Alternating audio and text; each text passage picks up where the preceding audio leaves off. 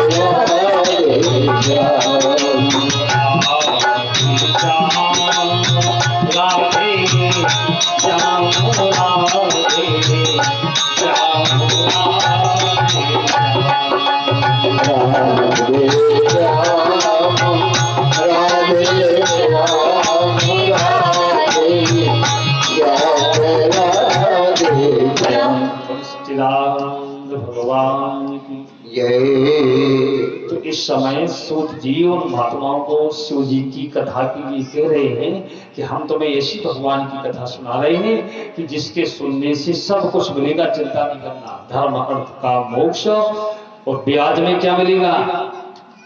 जिससे भगवान मिलता है। संसार तो मिलता ही है,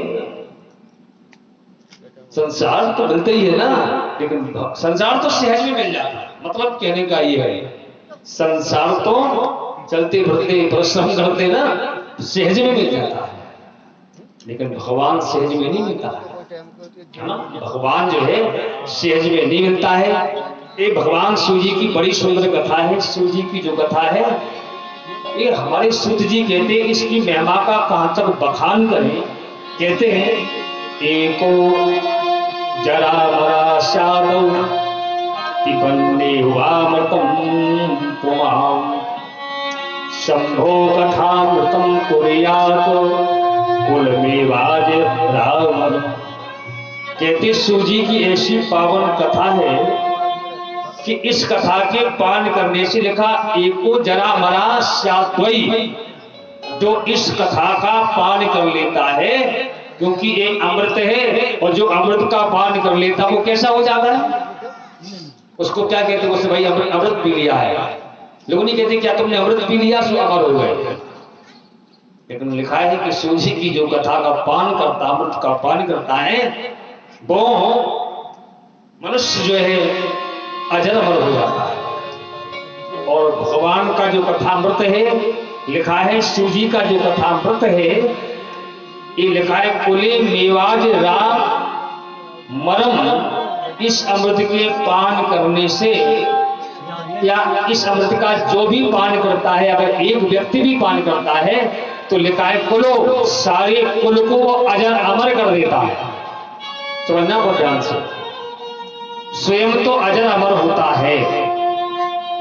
और शिव जी की कथा में लिखा कुले मेवा या मरम, वो अपने सारी कुल को अजर अमर कर देता है। ऐसी पावन कथा शिव जी की है। इसलिए सूत जी कहते हैं महात्माओं से कि सदाशिव्या सदाशिव्या सदाशिव्या विशेषतः एतक्षौ पुराणस्य कथा परम पावन। हर जगह लिखा पावन। भगवान शिव जी की ऐसी पावन कथा है ना, क्या कहते हैं कि ये जो भगवान शिव जी की पावन कथा है ना, इसका फल क्या कहूं, कोई नहीं कह सकता। इसके श्रवण मात्र से भगवान सदाशिव, देखो शिव जी की कथा सुन रहे हैं तो रुद्र, शंकर, है ना, ये भगवान के नाम तो अनंत है, लेकिन रुद्र, शंकर, महादेव, शिव, परम शिव और सदाशिव, उन भगवान शिव जी के अनंत अवतारों में, अवतार मानी जानते हैं इसको कहते हैं, जैसे राम का अवतार हुआ, कृष्ण का अवतार हुआ, शिव जी का अवतार हुआ, है ना। अवतार का मतलब क्या होता है? बोले अवतरति इति अवतारा। अवतरत का मतलब अवतरति इति अवतारा, जो ऊपर से नीचे आ गया, अवतरति, उसको कहते अवतार। तो ये भगवान शिव जी की जो पावन कथा है, एक कल काल में सारे संपूर्ण वंश को पवित्र कर देती, अजर अमर कर देती, इसलिए इसको सदा सेवन करना चाहिए। एक परम पावनी है। और कहती इस शिव जी की कथा में सूत जी कहते, सुनो पहले परिचय सुनो इसका, जब तक परिचय नहीं सुनोगे तब तक उसके बारे में कोई जानकारी नहीं होगी कि ये कैसा व्यक्ति है, कहाँ का रहने वाला है, कौन है, क्या खाता है, क्या पीता है, उसका परिचय। तो पहले इस ग्रंथ का परिचय सुनो। सूत जी बता रहे हैं, चतुर्विंशति सहस्रो ग्रंथो अयम सत्य संहिता भक्ति त्रिक सुसंपूर्ण स्वयात्म पराविराम। कहते हैं शिव जी की जो इस ग्रंथ के अंदर कथा है, जिसको शिव पुराण कहते, इसके अंदर 24,000 श्लोक हैं। कितने श्लोक हैं? 24,000। ये ग्रंथ बड़ा है। जैसे भागवत जी जो है ना, इसमें कितने श्लोक हैं?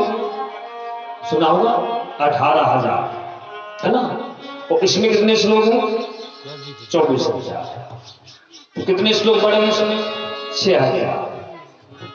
तो ये इसमें क्या है? बोले इस ग्रंथ में 24,000 श्लोक हैं। इसमें 7 संहिताएं हैं। जैसे भागवत में स्कंद, है ना, रामायण में कांड, जैसे कि बाल कांड है, अयोध्या कांड है ना।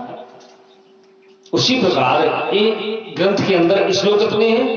इसके अंदर हैं 24,000 श्लोक और इसकी 7 संहिताएं हैं। विद्येश्वर संहिताभ्या द्वितीया रुद्र संहिता, तृतीया सद रुद्राख्या, कोट रुद्रा चतुर्भिका, पंचम उमा संयुक्तोक्ता, षष्ठी कैलाश संगता, सप्तमी वायवीयाख्या, सप्तवैतम सहिताम भवः। कहते इसके अंदर 24,000 श्लोक हैं।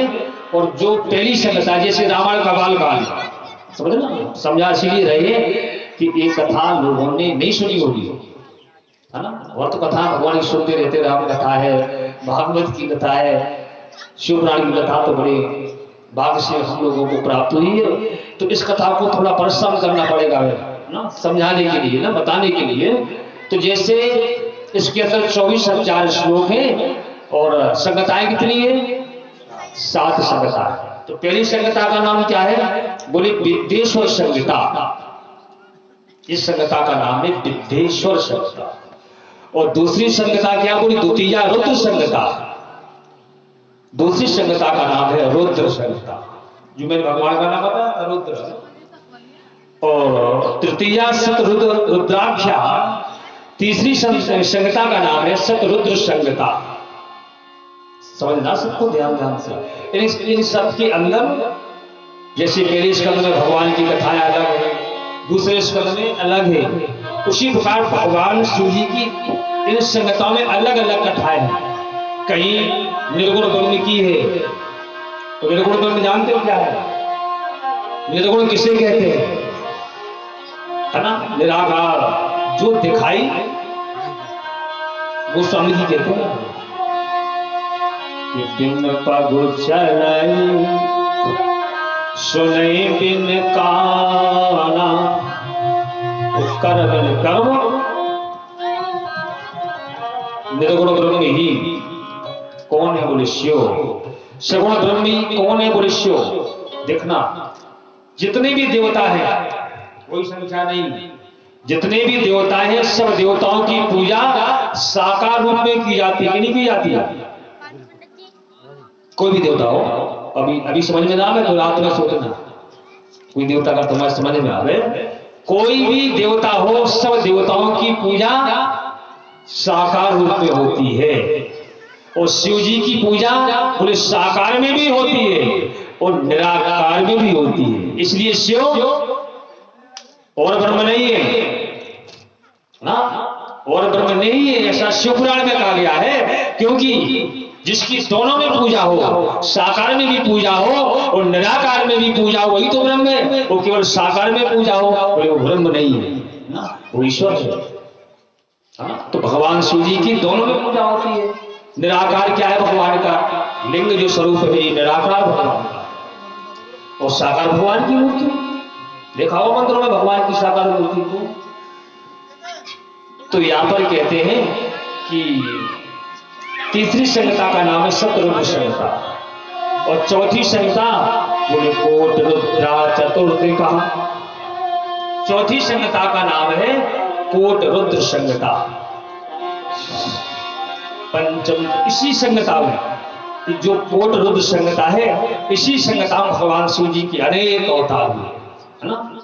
भगवान के जैसे विष्णु के अवतार हुए ना, जैसे भगवान ने लीलाएं की ना, उसी प्रकार इस संहिता में भगवान शिव जी के उस निराकार के ना, उस निराकार ब्रह्म के साकार रूपी अनेक भगवान के अवतार हुए।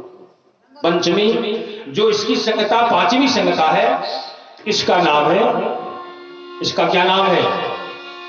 उमा संहिता है ना। इस सब संहिता में हमारी मैया उमा के द्वारा, मैया भगवती के द्वारा जो महिषासुर, रक्तबीज, शुंभ निशुंभ है ना, जो आदि देवताओं का वध हुआ, जिन्होंने भगवान विष्णु से, ब्रह्मा जी से, शिव जी से वरदान प्राप्त कर लिए कि अगर हमारा वध हो तो स्त्री से ही वध हो। तो इस संहिता में जिसको कहते उमा संहिता, ये पांचवी संहिता है। इस संहिता में मैया दुर्गा का अवतार, इनकी अनेक लीलाएं और अनेक दुष्टों का विनाश और पृथ्वी पर धर्म की स्थापना करना, इस संहिता में भगवान शिव जी की कथा दी गई। और फिर आगे की संहिता का नाम है षष्ठी कैलाश संहिता। छठवीं संहिता है, इसका नाम है कैलाश संहिता। इसमें कैलाश के बारे में चर्चा की गई। इसी संहिता में भूगोल खगोल का वर्णन किया गया। इसी संहिता में नरक आदि का वर्णन किया गया। और इसके बाद में आती सातवीं संहिता। सात संहिता है ना, इसका नाम है वायवी संहिता। इसके दो खंड कर दिए गए। जैसे भागवत के दशम स्कंद जो स्कंद है ना, उत्तरार्ध और पूर्वार्ध, पूर्वार्ध उत्तरार्ध, उसी प्रकार जो संहिता वायवी संहिता है शिव पुराण की, ये लास्ट की संहिता है। इसको दो भागों में कर दिया गया, पूर्वार्ध और उत्तरार्ध। भगवान शिव जी के दिव्य अवतारों की कथा, रुद्राक्ष का वर्णन, भस्म का वर्णन, कुंड का वर्णन, बड़ी सुंदर सुंदर ज्ञानार्थ की चर्चाएं इसमें की गई। ये किसने बताया? ये सूत जी ने 188,000 ऋषियों को एक शिव पुराण की कथा का परिचय दिया। और इसमें इन दिव्य संहिताओं में लिखा है कि स्वयं भगवान शिव जी विराजमान है। जैसे आपके सामने एक पुराण रखा है, तो ये कोई पुस्तक नहीं है, ये साक्षात भगवान शिव जी है। बस इतना है कि ये भगवान शिव जी की सप्तमयी मूर्ति है। भगवान की मूर्तियों की कोई गिनती है ना, क्योंकि सिया राम में सब जग, ये सब भगवान की मूर्ति है ना। जितनी मूर्तियां है ना, भगवान की है ना। सिया राम में सब जग जानी, वो करहो प्रणाम जोर झुक पाए। तो यहाँ पर लिखा है कि भगवान शिव जी जो है ना, ये सब के अंदर विराजे हैं, सब के अंदर विराजमान है। हाँ, इनके बिना लोग ताल ताल जरूर ठोकते हैं, अपनी शाबाशी जरूर बताते हैं ना कि मैंने ये किया, मैंने ऐसा किया, मैंने वैसा किया, मैंने इतना बनाया, इतना कमाया, ऐसा किया, दुनिया की बातें करते हैं ना। लेकिन हम क्या कर सकते हैं? कुछ नहीं, बकवास है ये तो। एक संत ने कहा है, तेरी सत्ता के बिना, क्या कहा है? तेरी सत्ता के बिना हे प्रभु मंगल मूल और पत्ता तक हिलता नहीं, हिले ना कोई और खिले ना कोई हो। भगवान की बिना मर्जी के ना हम कुछ नहीं कर सकते।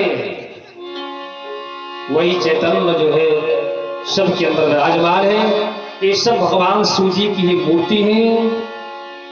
और संतों से कहा उन महात्माओं ने, अश्वमेध सहस्त्राम वाजपेय शतान च कलामि शिव पुराणस्य नारहन्ति खल षोडशी। क्या कहा? कहती इसकी इतनी महिमा है भगवान शिव जी की कथा की कि अश्वमेध सहस्त्राम, मतलब हजारों, एक आध नहीं, अश्वमेध सहस्त्राणि, सहस्त्र हजारों हम अश्वमेधी यज्ञ करें। बहुत ध्यान से सुनना इस कथा की महिमा को। कथा में लिखा है हजारों अश्वमेधी यज्ञ करें और वाजपेय शतानुशः, सैकड़ों वाजपेयी यज्ञ करें। और फिर भी लिखा है कलामशु पुराणस्य, हजारों